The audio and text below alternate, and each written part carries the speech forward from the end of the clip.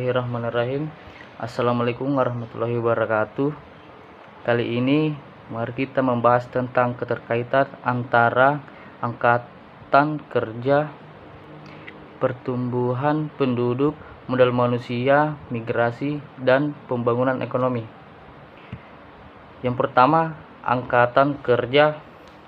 Angkatan kerja adalah penduduk yang telah bekerja atau masih mencari pekerjaan. Sebaliknya, bukan angkatan kerja adalah penduduk yang tidak bekerja, tidak mempunyai pekerjaan, dan sedang tidak mencari pekerjaan. Misalnya pelajar, mahasiswa, ibu rumah tangga, dan pensiunan. Untuk menjalankan kegiatan perekonomian pasti membutuhkan tenaga kerja. Kebutuhan akan tenaga kerja disebut sebagai kesempatan kerja. Definisi dari kesempatan kerja merupakan tersedianya lapangan kerja bagi angkatan kerja yang membutuhkan pekerjaan. Selain dengan pertumbuhan penduduk, jumlah angkatan kerja dan tenaga kerja juga meningkat, namun tidak dibarengi dengan kesempatan kerja yang sama tidak bekerja atau disebut sebagai pengangguran. Nah, karena itu dapat disimpulkan bahwa semakin banyak lapangan kerja yang disediakan dalam satu negara, semakin besar pula kesempatan kerja bagi tenaga kerja, sehingga semakin kecil tingkat pengangguran, dan berlaku sebaliknya. Kedua, pertumbuhan penduduk. Pertumbuhan penduduk ada dua, yaitu pertumbuhan penduduk alami. Pertumbuhan penduduk alami dipengaruhi oleh dua faktor, yaitu kelahiran dan kematian penduduk. Pengukuran pertumbuhan penduduk alami ini dapat dilakukan dengan melihat selisih tingkat kelahiran dan kematian dalam satu tahun. Pertumbuhannya dinyatakan dalam bilangan per 1000. Contohnya, jumlah penduduk di suatu kampung adalah 1000 orang. Dengan menghitung selisih jumlah kelahiran dan kematian, maka akan ditemukan angka pertumbuhan penduduk alami di kampung itu. Misalnya, jumlah bayi yang lahir 60, sementara penduduk yang meninggal dunia 20. Maka akan menggunakan rumus pertumbuhan penduduk di kampung adalah 60 ukuran 20 per 1000 atau 40 per 1000 atau 4%.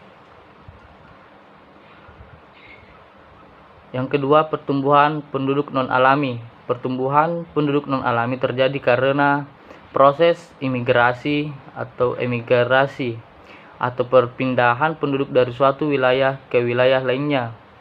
Pengukuran pertumbuhan penduduk non-alami dapat dilihat dari selisih penduduk yang melakukan imigrasi masuk dan imigrasi keluar. Pertumbuhan penduduk non-alami disebut juga dengan pertumbuhan penduduk karena migrasi. Contohnya, di suatu wilayah penduduknya adalah 1000 orang. Dengan menghitung selisih jumlah imigrasi dan emigrasi, maka akan ditemukan angka pertumbuhan penduduk non-alami di wilayah tersebut. Misalnya, jumlah penduduk yang melakukan imigrasi adalah 40, sedangkan penduduk yang imigrasi adalah 20. Maka dengan menggunakan rumus pertumbuhan penduduk di wilayah itu adalah 40 kurang 20 per 1000 atau 20 per 1000 atau 2%. Yang ketiga, modal manusia.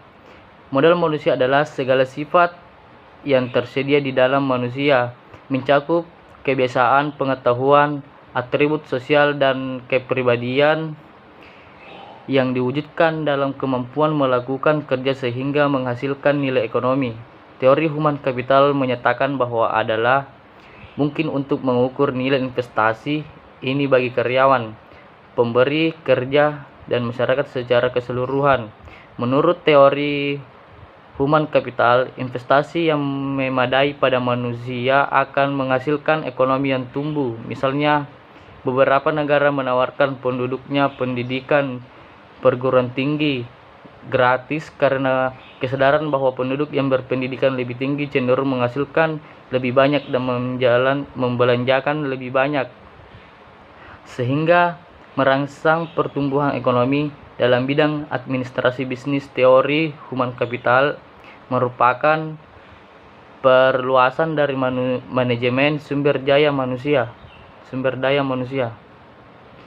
Yang keempat, migrasi. Migrasi merupakan aktivitas perpindahan dari suatu lokasi ke lokasi lainnya, baik dalam lingkup satu negara maupun antar negara.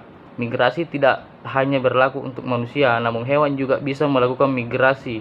Contohnya migrasi burung karena adanya pergantian musim. Ada beberapa faktor yang mempengaruhi migrasi penduduk, yaitu faktor politik di suatu wilayah atau negara, faktor keamanan dalam suatu wilayah atau negara, faktor bencana alam, faktor ekonomi, faktor pendidikan, serta faktor sosial budaya. Yang kelima, pembangunan ekonomi. Pembangunan ekonomi adalah suatu proses kenaikan pendapatan total dan pendapatan per kapita dengan menghitungkan adanya pertambahan penduduk dan disertai dengan perubahan fundamental dalam struktur ekonomi suatu negara dan pemerataan pendapatan bagi penduduk suatu negara. Pembangunan ekonomi tak dapat lepas dari pertumbuhan ekonomi, economic growth. Pembangunan ekonomi mendorong pertumbuhan ekonomi dan sebaliknya, pertumbuhan ekonomi memperlancar proses pembangunan ekonomi. Yang dimaksud dengan pertumbuhan ekonomi adalah proses kenaikan kapasitas produksi suatu perekonomian yang diwujudkan dalam bentuk kenaikan pendapatan nasional. Suatu negara dikatakan mengalami pertumbuhan ekonomi apabila terdiri peningkatan produk nasional bruto (PNB, GNP) real di negara tersebut. Adanya pertumbuhan ekonomi merupakan indikasi keberhasilan pembangunan ekonomi.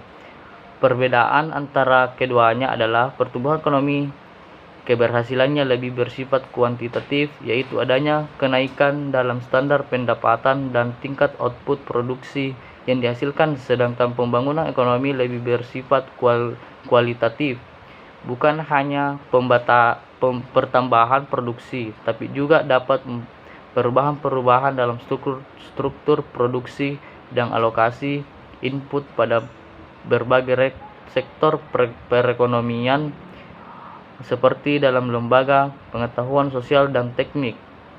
Di sini terdapat 3 elemen penting yang berkaitan dengan pembangunan ekonomi, yaitu pertama, pembangunan sebagai suatu proses.